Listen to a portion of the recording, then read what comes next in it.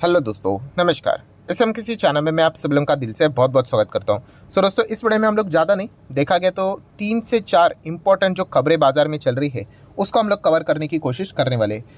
ये जो खबरें हैं कौन से स्टॉक्स को प्रभावित करेगी उसको भी हम लोग कवर करने की कोशिश करेंगे। जो भी स्टॉक्स मैं आपको दिखाने वाला हूँ वो कोई रिकमेंडेशन नहीं कि जाके बाय करो सेल करो करके, ठीक है। बट हाँ, कोई भी खबर अगर आ जाती है किसी प्रति सेक्टर से रिलेटेड तो कौन से स्टॉक्स को प्लस माइनस वो कर सकती है उसके बारे में हम लोग जानने की कोशिश करेंगे। एक और इम्पॉर्टेंट चीज़ होती है कि वो खबर क्या वो ट्रेडिंग से रिलेटेड है या फिर इन्वेस्टमेंट से रिलेटेड, ये भी चीज़ हम लोग को पता यहाँ पे होनी चाहिए। तो चलिए सारी चीज़ों को हम लोग कवर करेंगे स्टेप बाय स्टेप। एंड उसी के साथ साथ कल का दिन क्यों बाजार के लिए बहुत ही ज़्यादा इंपॉर्टेंट रहने वाला है, ये भी सारी चीज़ें हम लोग इसी वीडियो में कवर करने वाले। तो बहुत सारे ब्रेकिंग न्यूज़ को कवर कर रहे हैं। तो चलिए स्टार्ट कर लेते हैं सबसे पहले कौन से सेक्टर के साथ। सबसे ज़्यादा थकेला सेक्टर, यूजुअली मार्केट इसके ऊपर ज़्यादा फोकस भी नहीं करता है, बट फिर भी देखा गया तो हमें सारी चीज़ें पता होनी चाहिए। एंड वो है दोस्तों रियल इस्टेट। यस, हाल ही में आप देख सकते हो रियल इस्टेट से रिलेटेड बहुत सारी खबरें देखने को मिल रही है। एंड रियल इस्टेट की ओर से दोस्तों डिमांड लगातार बढ़ते हुए देखने को मिल रहा है, ठीक है। खास करके अगर हम लोग बात करें तो यहाँ पे हम कह सकते हैं जो फेस्टिवल सीजन यहाँ पे स्टार्ट होते हुए देखने को मिल रहा है तो डिमांड एकदम ही टॉप लेवल पे जाते हुए देखने को मिला। एंड कुछ रियल इस्टेट कंपनीज ने इनफैक्ट यहाँ पे हम डिस्काउंट भी नहीं देंगे, यहाँ तक ये सारी चीज़ें यहाँ पे बोल दिए। मतलब डिस्काउंट नहीं देंगे ऐसा क्यों? क्योंकि ऑलरेडी डिमांड बहुत ज़्यादा है, आपको लेना है तो लो, ऐसा मतलब वो इनडायरेक्टली बोलने की कोशिश कर रहे हैं। आप नहीं तो दूसरा लेने के लिए रेडी है, एंड वो भी बिना डिस्काउंट के। इतना ज़बरदस्त डिमांड हम लोग को देखने को यहाँ पे मिल रहा है। तो इस चीज़ के चलते रियल इस्टेट कंपनीज को आप चाहो तो स्टडी कर सकते हो। वैसे तो मैं बहुत बार आपको बोल चुका हूँ, रिकमेंडेशन तो कोई नहीं होता है, बट फिर भी अगर आप इन्वेस्टमेंट करने के लिए जाते हो तो रियल इस्टेट कंपनी से आप लोगों ने यूजुअली दूर ही रहना चाहिए, ठीक है। बट फिर भी अगर किसी को जाना ही होता है, ये मैं हमेशा आप लोगों को ऐसा बोल देता हूँ कि अगर जाना ही है तो कौन सी कंपनी ठीक रहेगी इन्वेस्टमेंट के हिसाब से स्टडी करने के लिए। तो हमेशा की तरह आपको पता ही है, इस चैनल को अगर आप फॉलो करते होंगे तो मैं 3 कंपनियां ही बताता हूँ। गोदरेज प्रॉपर्टीज़ एक ठीक रहेगा, ओबेरॉय रियल्टी ये भी ठीक रहेगा, एंड तीसरी कंपनी है मेरे पास भी है, मैक्रोटेक डेवलपर्स लोधा बिल्डर। इसके पीछे एक रीज़न भी है, पॉलिटिकल रीज़न, जिसके ऊपर भी मैं 2-3 बार वीडियो बना चुका हूँ। अच्छे रिटर्न्स भी मेरे यहाँ पे बन चुके हैं, बोनस स्प्लिट भी एक बार दिया था, उसका भी फायदा मुझे यहाँ पे मिल चुका है। बट हाँ, ये कंपनियाँ बहुत रिस्की होती है एंड प्लस बहुत ही रोतलू टाइप की कंपनी होती है, ज़्यादा भागती नहीं है। बट फिर भी अगर आपको जाना ही है तो इन कंपनीज के बारे में आप चाहो तो थोड़ा बहुत स्टडी कर सकते हो। देन दोस्तों नेक्स्ट अगर हम लोग बात करेंगे, ठीक है, अलग अलग रिपोर्ट्स आते रहते हैं रियल इस्टेट से रिलेटेड ही, तो एक कमाल की रिपोर्ट भी हम लोग को देखने को मिली है। मतलब देखा गया तो देखिए, जो मेट्रोपॉलिटन सिटीज़ होती है, जैसे कि मुंबई की बात करें, दिल्ली की बात करें, पुणे की बात करें, ठीक है, देन बेंगलुरु की अगर हम लोग बात करें, ये यहाँ पे हम लोग को रियल इस्टेट का डिमांड बहुत ही रॉकेट की तरह बढ़ते हुए देखने तो मिल रहा है। एंड ये पहले से भी हो रहा था, बट अभी पता है सबसे ज़्यादा मार्केट कहाँ पे बढ़ रहा है। ये दोस्तों, अगर ये मान लीजिए कोई मेट्रोपॉलिटन सिटी है, जैसे कि अगर हम लोग यहाँ पे पकड़ लेते एग्जाम्पल के लिए बेंगलुरु, ठीक है, तो यहाँ पे क्या हो रहा है दोस्तों कि उसके आजू बाजू के जो एरिया हम लोग को देखने को मिल रहा है ना, हाँ, वहाँ पे प्रॉपर्टीज़ के दाम ज़बरदस्त तरीके से बढ़ते हुए देखने को मिले। क्योंकि प्रॉब्लम क्या होता है, देखिए बेंगलोर में अगर आप जाओगे घर लेने के लिए, या फिर पुणे में जाओगे, दिल्ली में जाओगे, मुंबई में जाओगे, एकदम कॉस्टली पड़ेगा आपको। बहुत ही हायर लेवल के प्रीमियम क्वालिटी के घर आपको देखने को मिल जाएंगे, बट दाम भी बहुत रहेगा। तो लोग बेसिकली क्या करते हैं, हाँ, उससे थोड़ा दूर अगर आप जाओगे सिटी से, मेन सिटी से, तो वहाँ पे के जो रियल इस्टेट का जो डिमांड है ना दोस्तों, वो बढ़ते हुए देखने को मिल रहा है। क्योंकि आप ट्रैवल करके इजीली उन सिटीज़ को टच यहाँ पे कर सकते हो। आप रिपोर्ट्स पढ़ लेना, गूगल करके आपको मिल जाएंगे, बहुत सारे रिपोर्ट्स आते रहते हैं। बेसिकली हो क्या रहा है दोस्तों कि जो बाजू के जितने भी रियल इस्टेट वाली कंपनियाँ देखने को मिल जाती है, ठीक है, वो हम कह सकते हैं एक एवरेज परफॉर्मेंस वाली कंपनियाँ हैं। एंड वहाँ पर अगर देखा गया दोस्तों, तो आपको पता ही है कि कोई भी अगर घर लेता है तो घर किस हिसाब से लिया जाता है, ऑब्वियसली लोन लेकर ही लिया जाता है। लोन के माध्यम से अगर हम लोग बात करें, हाउसिंग फाइनेंस में अगर किसी को इंटरेस्ट है तो उस हिसाब से अगर देखा गया दोस्तों, तो हाँ, जो नॉर्मल साइज़ के जो अपार्टमेंट्स रहते हैं ना, उसको फाइनेंस करने वाली कंपनियां रहेगी, उनको आप स्टडी कर सकते हो। जैसे कि आप चाहो तो आवास फाइनेंसियर को स्टडी कर सकते हो, यहाँ पे बहुत अच्छा खासा स्कोप आपको नज़र आ सकता है। रिकमेंडेशन कोई नहीं, मैं आपको सिर्फ बता रहा हूँ कि अगर किसी को जाना ही है तो इनको रडार के ऊपर रखो। नेक्स्ट, होम फर्स्ट फाइनेंस, इसको आप चाहो तो रडार के ऊपर यहाँ पे रख सकते हो। इनको बेसिकली अच्छा खासा फायदा यहाँ पे मिल सकता है, ठीक है। आप इनकी लोन बुक को स्टडी करना, इनके आर्टिकल्स पढ़ना, तो आपको एक अंदाज़ा यहाँ पे आ सकता है, ठीक है। तो ये थी पहली खबर दोस्तों रियल इस्टेट से रिलेटेड। यूजुअली इसको ज़्यादा हम लोग कवर नहीं करते, बट फिर भी इग्नोर भी नहीं करना चाहिए क्योंकि नॉलेज तो यहाँ पे होनी चाहिए। नेक्स्ट दोस्तों अगर हम लोग बात करेंगे दोस्तों, तो हमारे पड़ोसी चाइना, यस, चाइना के रिकवरी के अनाउंसमेंट के चलते बहुत कुछ चीज़ें बदलती हुई देखने को मिल रही है। सबसे पहले तो क्रूड के दाम लगातार बढ़ते हुए देखने को मिल रहे हैं, 90+ क्रूड चलते हुए देखने को मिल रहा है।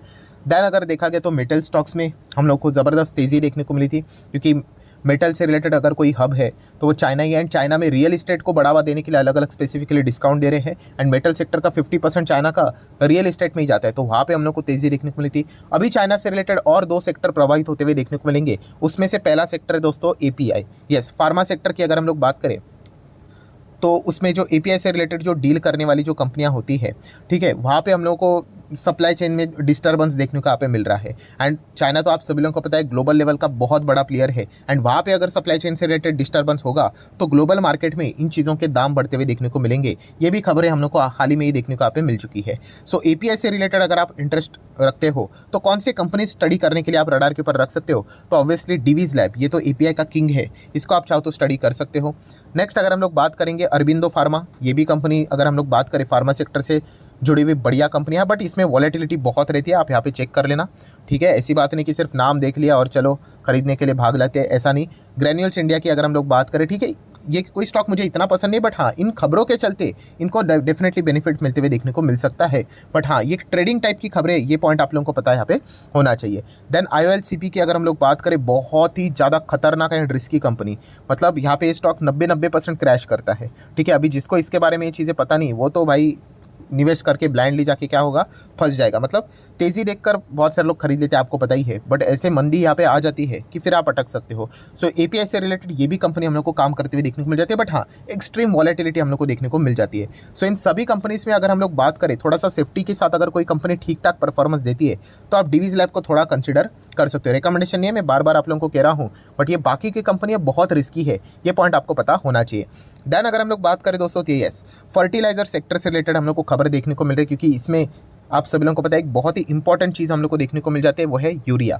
सो यूरिया की शिपमेंट की अगर हम लोग बात करें तो चाइना से रिलेटेड दोस्तों रिपोर्ट के जरिए खबर आ रही है कि वो यूरिया को सस्पेंड करते हुए देखने को मिल सकते हैं, मतलब एक्सपोर्ट हम लोग को होते हुए देखने को यहाँ पे नहीं मिलेगा या फिर बहुत ही कम होगा। तो बहुत ही ज़्यादा शॉर्टेज यूरिया का भी हम लोग को ग्लोबल मार्केट में होते हुए देखने को यहाँ पे मिल सकता है। तो इस चीज़ के चलते अगर आपको कोई स्टॉक स्टडी करना ही है, ठीक है, जो हमारे भारत से जुड़ा हुआ है, तो वो है दीपक फर्टिलाइजर। यस दीपक फर्टिलाइजर आज के दिन शायद से इसी न्यूज़ के चलते हम लोग को भागते हुए देखने को मिला है, ठीक है। सो अगर कोई इंटरेस्ट ही ज़्यादा रख रहा है तो इस पॉइंट को आप लोगों ने फोकस में रखना चाहिए। बट यहाँ पे रिस्क क्या है दोस्तों, कि यस अगर कल चाइना ने यहाँ पे अपने डिसीजन के चलते घूम जाओ किया, कि चाइना ने बोल दिया अरे चलो एक्सपोर्ट के ऊपर हम लोग रेस्ट्रिक्शन डाल रहे थे यूरिया से रिलेटेड, हम लोग हटा देते, तो ये स्टॉक वापस गिर जाएंगे। तो ये पॉइंट भी आप लोगों को समझ में आना चाहिए कि trading activity and investment activity, ठीक है, इन्वेस्टमेंट के लिए जो स्टॉक अच्छे होते हैं वहाँ पे खबर आ जाती है ना, आप वहाँ पे जा सकते हो। बट कोई स्टॉक ट्रेडिंग वाला स्टॉक है, वहाँ पे कोई ज़्यादा एनर्जी देखने को नहीं मिलती, एंड वो खबर के चलते अगर भागता है तो वहाँ पे सिर्फ ट्रेडिंग ही हो सकती है। वहाँ पे अगर आपका टाइमिंग गलत हो गया, आप सालों साल फंस जाओगे। सो ये भी पॉइंट हम लोगों को पता है यहाँ पे होना चाहिए। तो दीपक फर्टिलाइजर की अगर हम लोग बात करें, ओके टाइप का स्टॉक है, खराब नहीं है, ठीक है, बट एकदम एनर्जेटिक अगर हम लोग बात करें ना, तो इतना भी हम लोग को कोई स्ट्रॉन्ग देखने को मिलता है, ओके टाइप है, आप उस हिसाब से इसको स्टडी कर सकते हो। देन दोस्तों हम लोग यहाँ पे नेक्स्ट बात करने वाले, कल का दिन बहुत ही ज़्यादा इंपॉर्टेंट रहने वाला है, एंड इस चीज़ के चलते RBI के और हर किसी का फोकस रहेगा, ठीक है। RBI की बात करें, शक्तिकांता दास जी की बात करें, तो इसके ऊपर फोकस रहेगा। सो फोकस रखने का पीछे का रीज़न क्या है, तो रीज़न बहुत ही सिंपल है दोस्तों, CRR कैश रिजर्व रेशो आप सभी लोगों को पता है। तो इससे रिलेटेड हम लोग को पिछले MPC की बैठक में एक आउट ऑफ सिलेबस टॉपिक देखने को मिला था, एंड वो था इंक्रीमेंटल CRR, ठीक है। सो इंक्रीमेंटल CRR के चलते आप सभी लोगों को पता है बैंक से जो लिक्विडिटी रहती है वो सकआउट हो जाती है, एंड इस चीज़ के चलते थोड़ा सा बाजार नाराज भी हो जाता है। सो 10% का इंक्रीमेंटल CRR पिछले टाइम यहाँ पे RBI ने घोषित किया था, तो इस चीज़ के चलते बैंक का पैसा RBI के पास पड़े पड़े सड़ जाता है, उसके ऊपर ना एक फूटी कौड़ी का मतलब बोलते हैं ना, उनको रिटर्न मिलता है, ठीक है। तो इस चीज़ के चलते अगर देखा गया तो कल के दिन फैसला होने वाला है दोस्तों। अभी ये देखने वाली बात रहेगी कि क्या कल रिवर्सल होता है। ICRR की अगर हम लोग बात करें तो इंक्रीमेंटल CRR से रिलेटेड जो डिसीजन RBI ने लिया था, तो वो क्या करने वाले हैं, कि उसको वो एक्सटेंड करेंगे या फिर विड्रॉ करेंगे, ये देखने वाली बात यहाँ पे बनती है। एंड इसीलिए 8 सितंबर की अगर हम लोग बात करें, मतलब कल का ही दिन बहुत ज़्यादा इंपॉर्टेंट रहने वाला है। बहुत ही मिक्स टाइप का रिस्पांस बाजार में देखने को मिल रहा है कि क्या करना चाहिए करके। हाँ बट अगर मान लीजिए कि अगर RBI ये बोल देती है कि इंक्रीमेंटल CRR को हम लोग यहाँ पे जो डिसीजन ले रहे थे उसको हम लोग रिवर्स कर देते, तो इससे क्या होगा, इससे ये हो जाएगा कि बैंक्स के हाथ में हम लोग को पैसा आते हुए देखने को यहाँ पे मिल जाएगा। तो इसका प्रभाव हम लोग को बैंक निफ्टी के ऊपर पड़ते हुए देखने को मिलेगा, एंड बैंक निफ्टी के ऊपर हम लोग को अगर इम्पैक्ट देखने को मिल जाता है तो निफ्टी 50 के ऊपर भी हम लोग को इसका इम्पैक्ट देखने को यहाँ पे ज़रूर मिल जाएगा। सो ये जो सारी इफ बट वाली का जो खेल यहाँ पे चल रहा है वो हम लोग को कल देखने को यहाँ पे मिलने वाला है। बेसिकली RBI ने ये डिसीजन क्यों लिया था, क्योंकि 2000 रुपये का नोट जो सरकार ने कहा था कि आप चेंज करके ले लेना, मतलब अगर आपके पास 2000 रुपये का नोट है, आप बैंक में जाओ, आपको एक्सचेंज में दूसरा नोट चाहो तो आप यहाँ पे ले सकते हो। तो बहुत सारे लोगों ने डिपॉजिट किया, उन्होंने कहा कि हमें कोई एक्सचेंज में नोट नहीं चाहिए, तो बैंक के पास बहुत सारे नोट्स हम लोग को 2000 के जमा होते हुए देखने को मिले, तो बाय डिफॉल्ट उनको लिक्विडिटी मिली। एंड इसीलिए आरबीआई ने डिसीजन ले लिया कि इतनी ज़्यादा लिक्विडिटी भी अच्छी नहीं है बाजार के लिए, तो उन्होंने 10% का इंक्रीमेंटल सीआरआर लगा दिया। तो ये इसके पीछे का रीज़न था। अभी इसके चलते अभी आरबीआई क्या कल बोलने वाला है, ये देखने के लिए अभी कल के दिन का ही इंतजार यहाँ पे करना पड़ेगा। अगेन कहना चाहूँगा दोस्तों, इन चीज़ों को एंजॉय कीजिए, इन चीज़ों को स्टडी करने की कोशिश कीजिए। इससे कोई बाजार खत्म नहीं होता है, ना तो इससे कोई बाजार 50,000 का हो जाएगा, बट ये पॉइंट हम लोग को पता होना चाहिए। यूजुअली रिटेल इन्वेस्टर इन चीज़ों को क्या बोलते हैं, अरे छोड़ दो यार, क्या फ़र्क पड़ता है। ऐसा नहीं है, ये धीमे धीमे चीज़ें, अगर आप इकोनॉमिक्स को थोड़ा बहुत अगर आपको समझ में यहाँ पे आ जाएगा, तो आपको बहुत कुछ फ़ायदा इन्वेस्टमेंट के हिसाब से भी यहाँ पे मिल सकता है। तो चलिए ठीक है, देख लेते हैं कल के दिन यहाँ पे क्या होता है करके, बाजार के फ़ायदे के लिए कोई खबर आती है या फिर सेम आरबीआई अपना जो पुराना रुख था उसी को कंटिन्यू रखता है, ये देखने वाली बात यहाँ पे बन जाएगी। सो आशा करता हूँ दोस्तों वीडियो हेल्पफुल लगा होगा, तो चाहो तो आप इसको लाइक एंड शेयर कर सकते हो। एंड डीमैट अकाउंट अगर आपने अभी तक ओपन नहीं किया है, तो लिंक नीचे डिस्क्रिप्शन में दोस्तों 25 वीडियो की लिस्ट आपको बिल्कुल फ्री ऑफ कॉस्ट मिल जाएगी। आपका नाम, कौन सा अकाउंट आपने लिंक के थ्रू ओपन किया, प्रॉपर्ली कमेंट से मेंशन कर देना। तो हफ्ते भर के अंदर अंदर सारे लेक्चर्स मेरी साइड से फ्री ऑफ कॉस्ट प्रोवाइड कर दी जाएंगे, ताकि आप शेयर बाजार को आसान भाषा से सीख सको। So that's it, thank you very much दोस्तों, we will be meeting our next video, तब तक के लिए बाय बाय।